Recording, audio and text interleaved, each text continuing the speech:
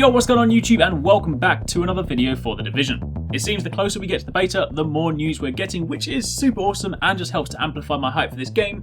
But today, in fact if you're watching this soon after it's uploaded, then about an hour ago, the guys over at Massive released another community Q&A. Only this time, it was a video Q&A, which means new gameplay. Admittedly, it's only brief, but what we do get a look at is pretty damn exciting. If you guys do enjoy this video, then a like would be super appreciated, and comment down below letting me know your thoughts. But let's get started. Question number one actually came from yours truly. How freely are you able to change skills whilst in the open world? Can I, say for example, see that my team needs some backup, go into my menu, swap to say a support skill like a healing skill, and then once we're finished decide to go back to a more offensive setup, or do I need to say plan for this and when I'm back at base pick my skills before I go out? Now the short answer is yes, you can swap skills out on the fly, and once you unlock them they are yours permanently. But seeing as they were kind enough to show us the skills menu in the gameplay, let's see what we have here. First of all, in the Q&A video, we were told we can assign two skills, one to each bumper. However, if you look at the screen, you can see there's an option for LB, RB, and then LB and RB together. Plus, the equipped text to the side says 0 out of 3. I would imagine that means you have two base skills and perhaps a special sort of skill unlocked later, but for the time being, we have no information on that, so until I hear more, I'm just going to gloss over that. On top of that, you can actually modify your skills. You'll see there is a prompt here to assign mods, but if we jump up here, currently selected is the sticky bomb, and right now it is the base skill. However, there are 3 modifications and then a master option. Quite what that master option is we don't yet know, but I could imagine it's the top tier of the skill, only unlocked once certain conditions have been met, and will likely be a hell of a lot more powerful.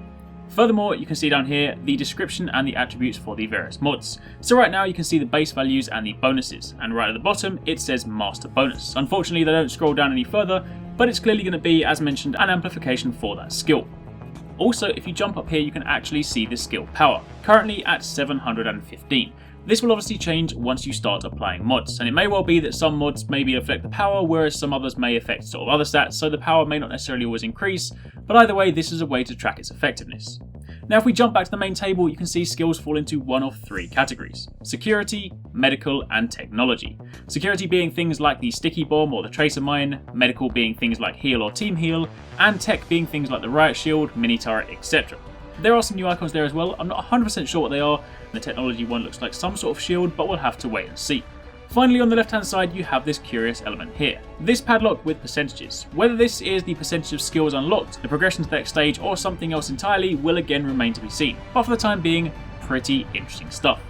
Now moving on, the next question was about guns, and whether it was possible to change the way they look, and again the answer is yes. You begin with the base version of the gun, but most of the guns in the game do come in different versions, and after that you can then apply weapon skins that change the way the gun looks, and on top of that you also have weapon mods, which further alter the appearance, but also provide stat boosts. We get a super quick look at those screens, but thanks to the power of editing we can slow it down and take a detailed look. First up, this is where you can change the skin, and you can spin the weapon around to look at it from all angles, which I am super happy about. As a YouTuber, this is perfect for making thumbnails. Then the next page is mods. For example, this is the Navy MP5N, and it has 4 mod slots, and the 5th slot being the skin. You can change the sight, the magazine, the grip, and the muzzle. And again, you can see on the X prompt you can visualize it after.